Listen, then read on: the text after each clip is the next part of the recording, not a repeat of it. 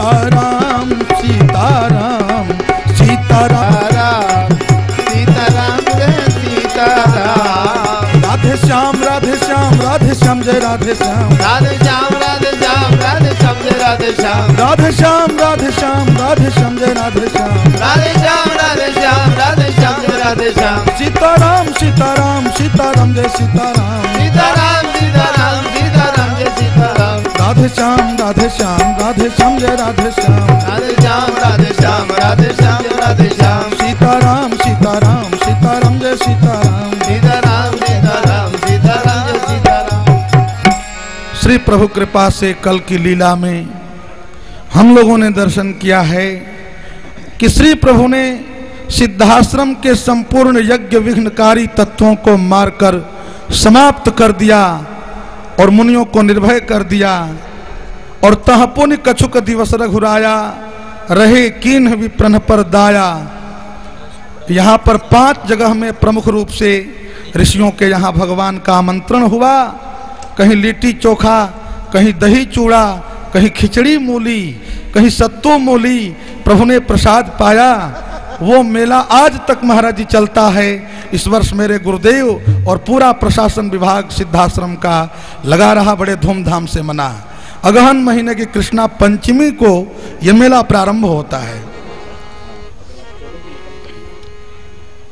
जहां जहां गईले मेहमानी उहाँ भइले, जहां जहां गईले मेहमान उहाँ भइले। दोनों भाई सगरे नेवतैले हो उहे मेला पंचकोशी।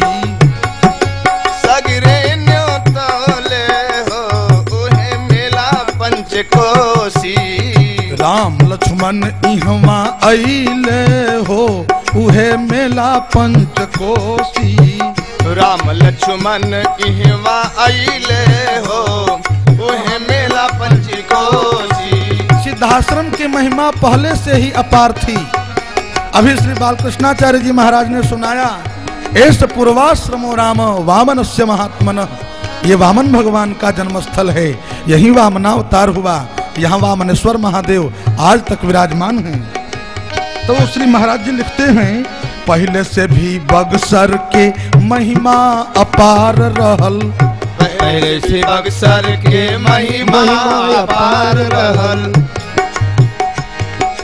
अब त और अधिक कैले हो उहे मेला पंचकोशी। अब तो और अधिक कैले हो मेला पंचकोशी। श्री राम लक्ष्मण इहवा अइले हो उहे मेला पंचकोशी। राम लक्ष्मण इहवा अइले हो उहे मेला पंचकोशी। अबले चितराइल रहल महिमा प्रबंध आदि। अब ते चितराइल रहल महिमा प्रबंध आदि। सब मिल के ध्यान अब धैले हो उहे मेला पंचकोशी। सब मिल के ध्यान अब धैले हो उहे मेला पंचकोशी। अबले तो जैसे तैसे गुजर बसर भैले। अबले तो जैसे तैसे गुजर बसर भइले। अब की प्रभु खास कृपा कैले हो उहे मेला पंचकोशी। अब के खास कृपा कैले हो यहाँ मेला पंचकोशी। राम लक्ष्मण इहवा अइले हो उहे मेला पंचकोशी। राम लक्ष्मण इहवा अइले हो यहाँ मेला पंचकोशी। श्री महाराज जी लिखते हैं आगे कि प्रभु की कृपा ऐसी हुई कि अफसर लोग और सकल पंच बटोरैले। अफसर लोग और सकल पंच बटोरैले। श्री न्यायाधीश महोदय ने बताया श्री महाराज जी को कि पिछले कई वर्ष पहले, लगभग 20, 25, 30 वर्ष पहले के आसपास की घटना है कि यहाँ के न्यायाधीश ने गजेटियर में वेद गर्भ वेद गर्भपुरी कह करके इस सिद्धाश्रम को वर्णन किया है। और वर्णन भी है द्वापरे वेद गर्भेति कलौ व्याघ्र सरस मृतः।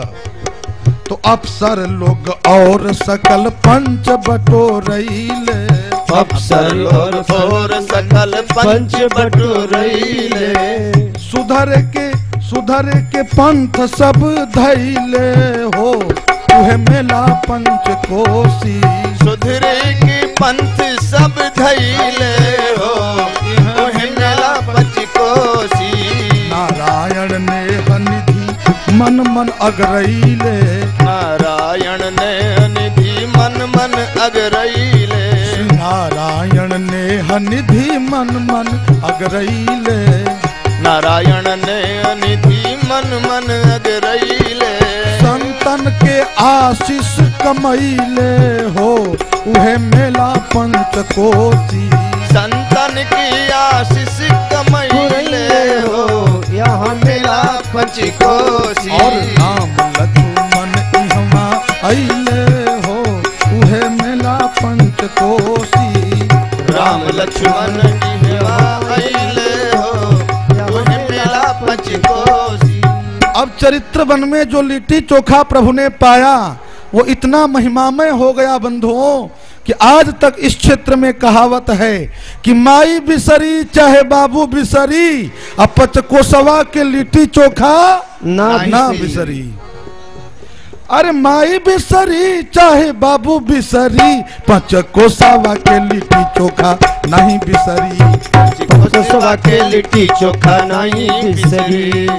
अगहन महीना के पंचमी अनहरिया, अगहन महीना के पंचमी अनहरिया, राम जी के स्वागत मुनि गौतम के दुआरिया, राम जी के स्वागत मुनि गौतम के दुआरिया। यहाँ सुधरल जब अहिल्या के तो हमरो सुधरी, सुधर जब अहिल्या के तो हमरो सुधरी। पचकोसवा के लिट्टी चोखा नहीं बिसरी, पचकोसवा के लिट्टी चोखा नहीं बिसरी। कभी एक बार पंचकोसी में आप लोग आकर के मेरे गुरुदेव की लीला देखिए, बड़ी सुंदर सुंदर लीला। पचकोसवा के लिट्टी चोखा नहीं बिसरी, पचकोसवा के लिट्टी चोखा नहीं बिसरी। अहिरौली से चल के दोसर दिन के पड़ाव, अहिरौली से चल के दोसर दिन के पड़ाव। नारद जी के नाम, नारद जी के गांव जेकर नाम हनदाव, नारद जी के गांव जेकर नाम हनदाव। सुनी सुनी जे नारद जी के बचन कबहू नरक में ना ही परी, नारद जी के बचन कबहू नरक में ना पड़ी। पचकोसवा के लिट्टी चोखा नहीं बिसरी, पचकोसवा के लिट्टी चोखा नहीं बिसरी। तीसरा पड़ाव भृगु जी के वंशज के, भृगु जी के वंशज के गांव हुए भभुवर, भृगु जी के वंशज के आश्रम भभुवर। कमलन से खिलल बाटे भभुवर के सरवर, कमलन से भरल बाटे भभुवर के सरवर। भजी जे भक्ति भाव से प्रभु के उभव सागर से तरी, भजी भक्ति भाव से प्रभु के उभव सागर से तरी। पचकोसवा के लिट्टी चोखा नहीं बिसरी, पचकोसवा के लिट्टी चोखा नहीं बिसरी। हो माई बिसरी चाहे बाबू बिसरी, गाइए माई बिसरी चाहे बाबू बिसरी। पचकोसवा के लिट्टी चोखा नहीं बिसरी, पचकोसवा के लिट्टी चोखा नहीं बिसरी। और चौथे दिन का विश्राम कहाँ? उद्दालक आश्रम के नाम उनवाव बा, उद्दालक आश्रम के नाम उनवाव बा। अंजनी सरोवर कमालन के छाव बा, अंजनी सरोवर कमालन के छाव बा।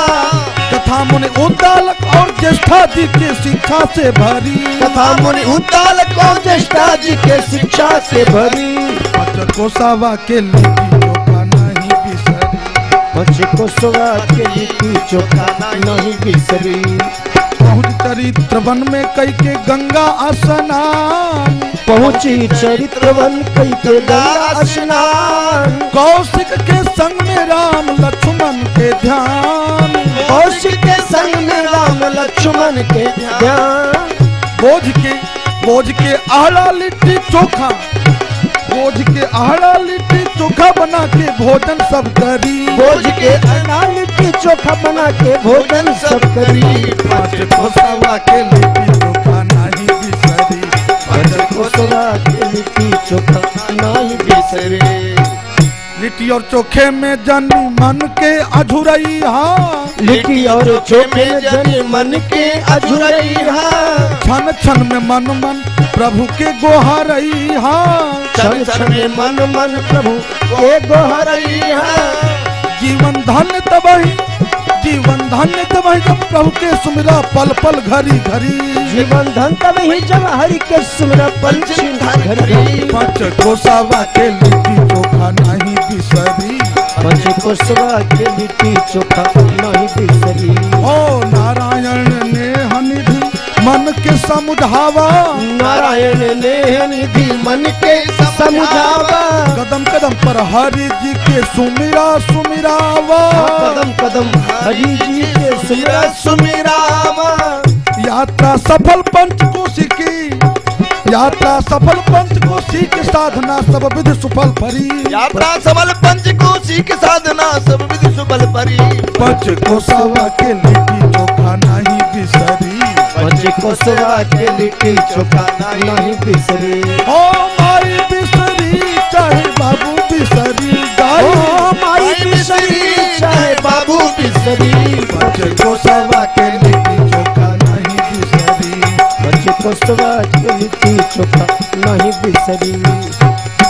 इस प्रकार से प्रभु का सिद्धाश्रम के 5-5 महर्षियों ने, विभूतियों ने अपने अपने आश्रम पर आमंत्रित करके जो जो उपहार अर्पण किए उसकी प्रथा आज तक चली आ रही है।